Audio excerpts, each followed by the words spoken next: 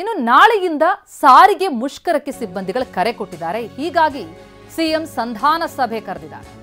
CM Siddaramaiah ನೇತೃತ್ವದಲ್ಲಿ 2 high voltage ಸಭೆ, ಕಾರ್ಮಿಕ ಸಂಘಟನೆಗಳ ಜಂಟಿ ಕ್ರಿಯಾ ಸಮಿತಿ, ಸಾರಿಗೆ ನೌಕರರ ವರ್ಕರ್ಸ್ ಫೆಡರೇಷನ್, ನೌಕರರ ಮಹಾಮಂಡಳಿ, ಹಲವು ಸಂಘಟನೆಗಳ ಜೊತೆ ಸಭೆ ನಡೆಸೋದಕ್ಕೆ ಸಿಎಂ ಮುಂದಾಗಿದ್ದಾರೆ. ಜನಗಳ ಆರೋಪ ಮಾಡಿಲ್ಲ, ಯಾರು ಮಾಡಿಲ್ಲ. ರಾಹುಲ್ ಗಾಂಧಿ ಅವರು ನಾಳೆ ಬರ್ತಾ ಇದ್ದಾರೆ.